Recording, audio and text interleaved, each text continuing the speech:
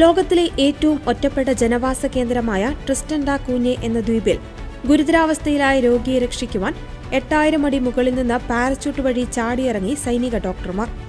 ദക്ഷിണ അറ്റ്ലാന്റിക് സമുദ്രത്തിലെ വിദൂര ദ്വീപായ ട്രിസ്റ്റൻ ഡാ കൂഞ്ഞയിൽ ഹാൻഡ വൈറസ് ബാധിച്ചെന്ന് സംശയിക്കുന്ന രോഗിക്ക് അടിയന്തര ചികിത്സയെത്തിക്കുവാൻ ബ്രിട്ടീഷ് സൈന്യത്തിന്റെ പാരച്യൂട്ട് റെജിമെന്റും മെഡിക്കൽ സംഘവും ചേർന്നാണ് അവിശ്വസനീയമായ ഈ രക്ഷാപ്രവർത്തനം നടത്തിയത്.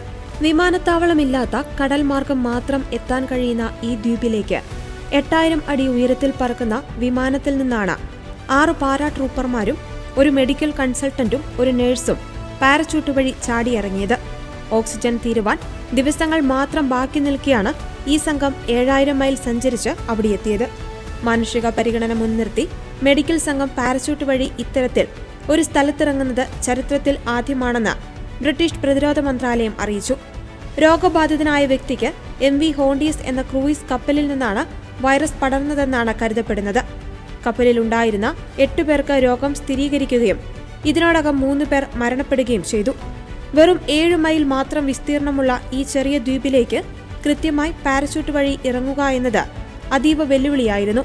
ലക്ഷ്യം തെറ്റിയാൽ സമുദ്രത്തിൽ വീഴുവാനുള്ള സാധ്യത ഏറെയായിരുന്നു. അതേസമയം കപ്പലിലുണ്ടായിരുന്ന മറ്റ് യാത്രക്കാരെ ടെനറൈഫിൽ എത്തിച്ച് പരിശോധനകൾ നടത്തി. ബ്രിട്ടീഷ് പൗരന്മാരെ നാട്ടിലെത്തിച്ച് ഐസൊലേഷനിൽ പ്രവേശിപ്പിച്ചിരിക്കുകയാണ്.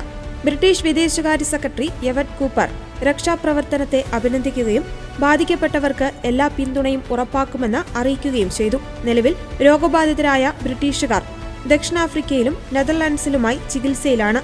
ട്രിസ്റ്റൻ ഡാ കൂഞ്ഞയിലുള്ള രോഗി ഇപ്പോൾ അവിടെയെത്തിയ പ്രത്യേക സൈനിക മെഡിക്കൽ സംഘത്തിന്റെ പരിചരണത്തിലാണ്.